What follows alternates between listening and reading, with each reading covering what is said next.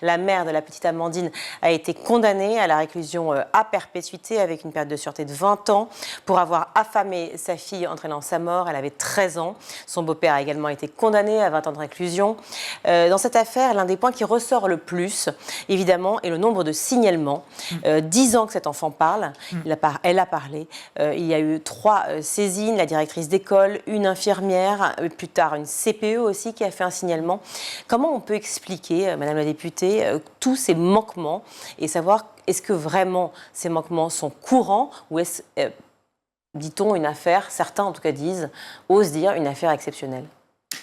Ces manquements sont bien trop courants et pour nous, les députés, qui avons décidé quasi à l'unanimité de tous nos groupes politiques de créer une commission d'enquête, c'est bien parce qu'on considère que ces manquements sont systémiques qu'il faut s'interroger, travailler dessus et les résorber. Et d'ailleurs, moi, je voudrais dire que si le mot manquement apparaît dans le titre de la commission d'enquête, aujourd'hui, moi, je préfère parler de faute. Il s'agit de fautes et de fautes de notre société qui n'arrivent pas à protéger les enfants parmi les plus vulnérables de notre société. Quand vous dites faute de la société, ça englobe aussi et précisément quand même nos politiques? Tout à fait. Pour moi, c'est une question politique, ce n'est pas une question citoyenne. Nos citoyens sont émus, et vous en êtes la preuve, à chaque fois qu'il y a des drames qui surgissent. Mais cette émotion ne suffit pas. Pour que cette émotion se transforme en réaction et en amélioration et en éradication, il faut que le politique s'en saisisse. Et qu'à un moment donné, il mette tous les acteurs autour de la table et regarde ce qui s'est passé, la chaîne de dysfonctionnement, de fautes qui a amené des enfants à perdre la vie. Cette commission d'enquête, elle a été créée sous la précédente mandature. Elle a été dissoute avec l'Assemblée et c'est l'une des premières qu'on a recréées quand la nouvelle Assemblée s'est installée.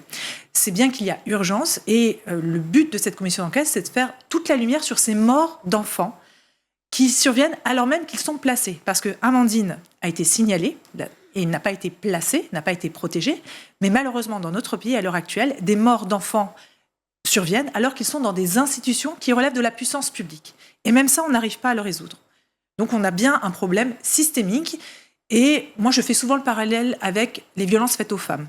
Les violences faites aux femmes, on est en train de le combattre en faisant un problème de société et tous les politiques sont mobilisés sur le sujet.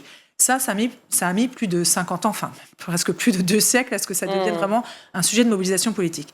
On en est encore qu'au tout début pour les violences faites aux enfants, il faut que ça aille plus vite.